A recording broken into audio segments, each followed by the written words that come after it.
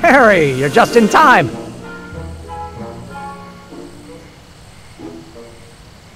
So, thanks for watching Einstein while I've been away. It's been a pleasure. He's proven to be a surprisingly willing test subject. It's almost as if he's been working with me for years. More like decades.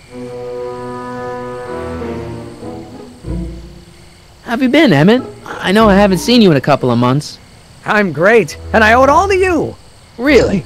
Yes, that argument I had with my father during our jet drill experiment gave me the incentive to finally quit that dreary court job. I've committed myself full-time to a life of science. What's the story with the little car and all this equipment? Einstein and I are conducting a few experiments with this 1/4 scale model to work out a few hitches in my planned demonstration at the Hill Valley Expo in a couple of months. A radio-controlled car?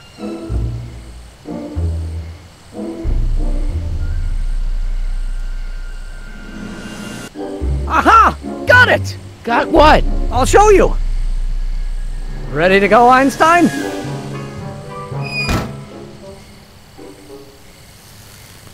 Watch this! When this baby hits 23 miles per hour, you're gonna see some serious cow flop.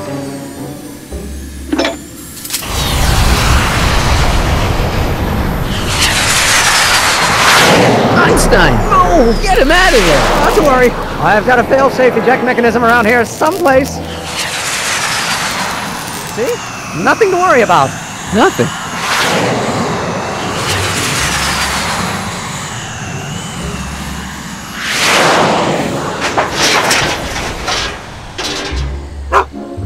I'll go see if I can find something to help. Or someone.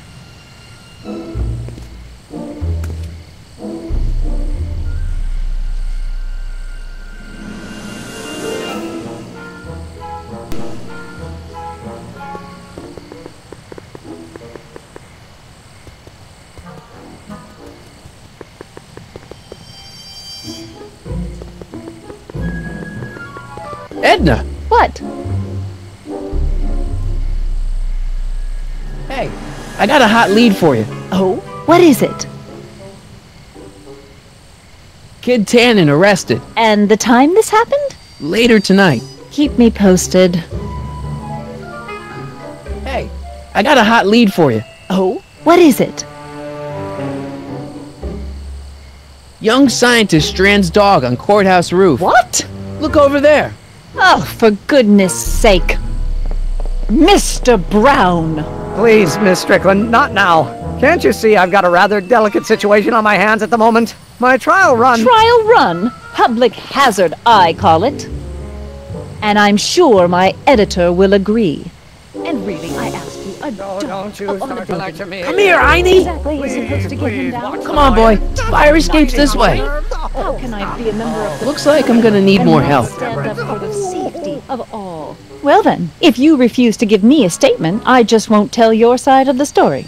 Oh, damned exasperating woman. It's okay, Einie. The bad lady's gone. Come on down.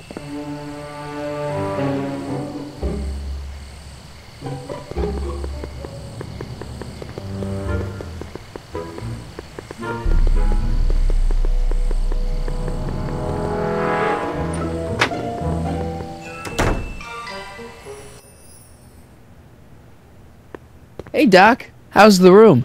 It's a little cleaner than I would have imagined for a Depression-era flophouse. How are your investigations going? I haven't really made any progress with Trixie yet. Well, get out there and make some. If she doesn't blow the whistle on Kid tonight, he may never be brought to justice. Where'd you park the DeLorean?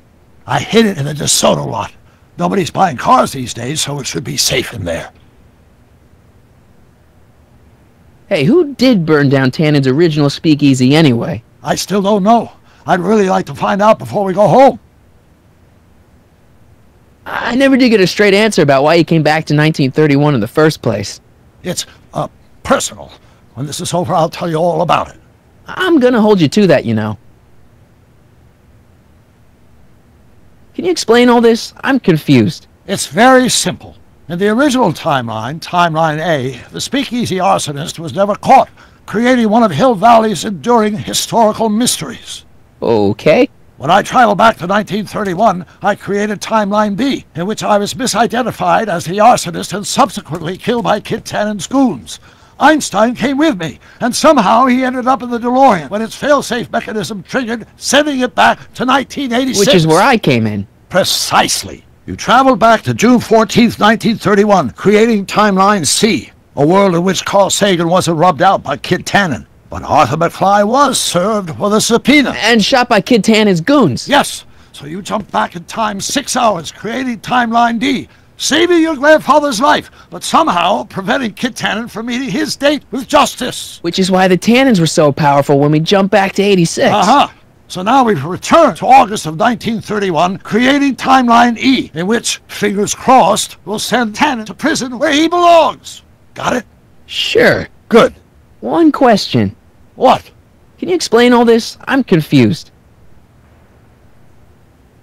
Why are Tannens always such jerks anyway? It's hard to say. Rogue Neanderthal genes in their DNA, perhaps.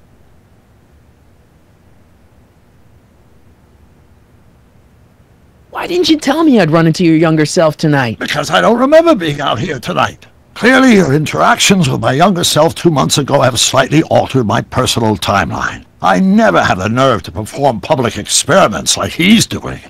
No matter. Those experiments will be forgotten once I've seen Frankenstein. Frankenstein? Yes.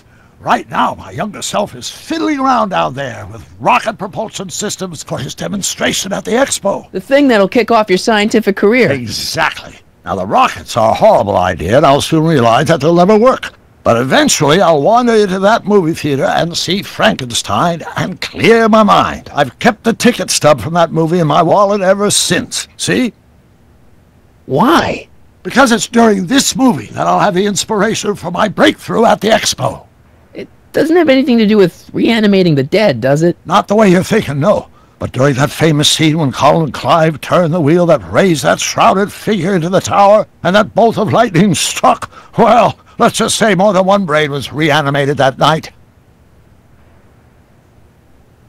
Emmett's not having much luck getting Einstein off the courthouse. I'm not surprised. Einstein's a smart dog, but heights give him the willies. What can we do? I've got it. What? Just get my younger self distracted, and I'll handle the rest. Just keep your head low, Doc. I'll be back soon. I'll keep an eye out for your grandfather.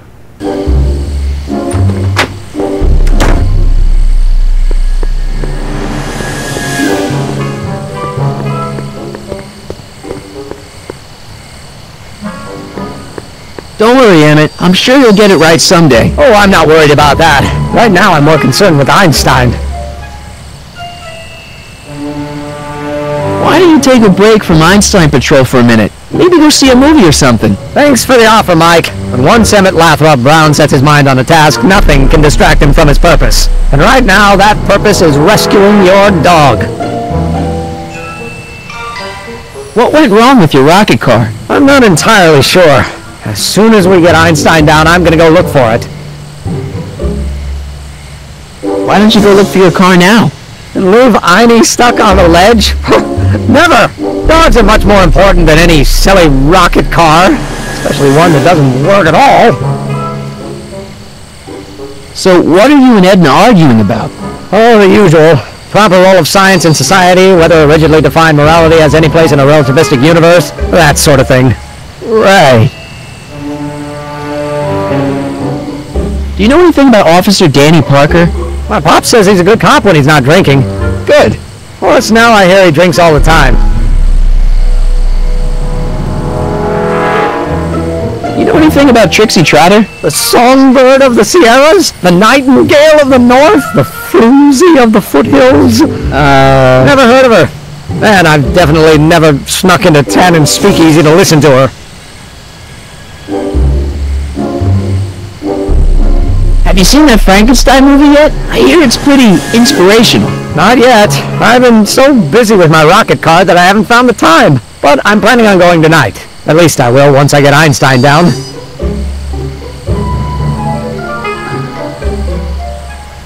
So you're really going to see Frankenstein tonight? I'd hate for you to miss it. Oh, don't worry. Nothing in the world would keep me from seeing a movie about a mad scientist with delusions of godhood. Cool.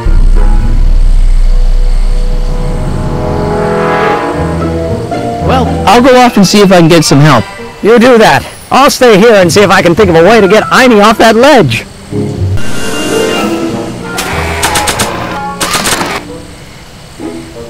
Hey, Emmett, need a light? Turn that thing off. I've been distilling Tannen's hooch into rocket fuel all afternoon. One stray match could light me up like a Roman candle.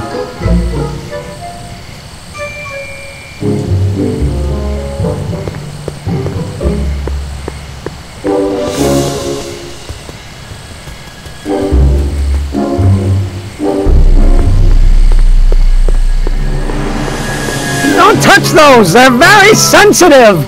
Sorry.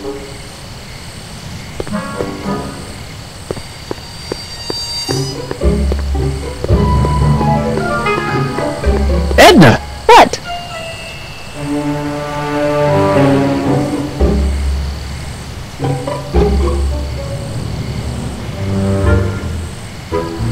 Hey, I got a hot lead for you. Oh? What is it?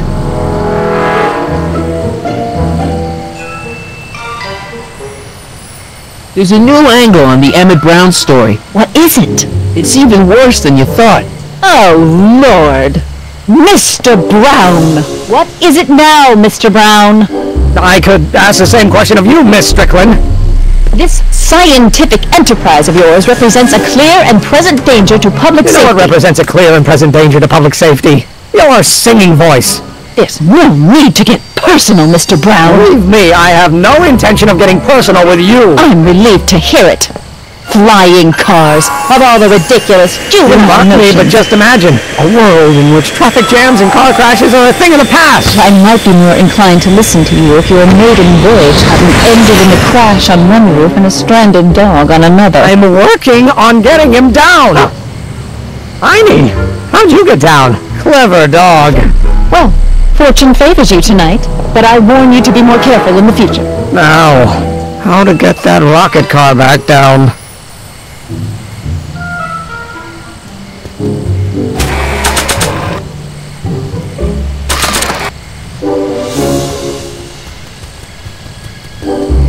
Hey boy, how you doing? Good dog.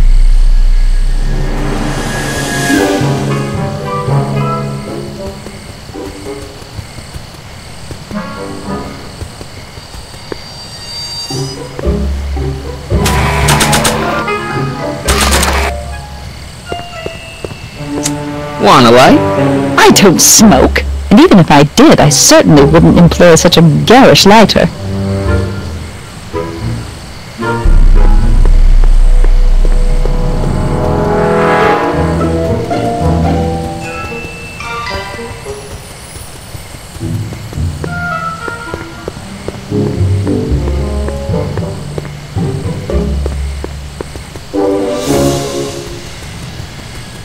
I should probably stop hanging around the town square and head off to the speakeasy.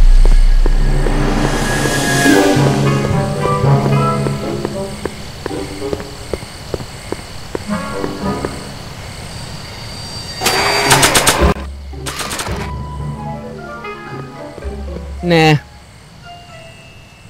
Emmett. No time for chit-chat. I've got a rocket car to recover. Emmett! You get down from there before you hurt yourself! Hurt myself? You're far too cautious, Miss Strickland.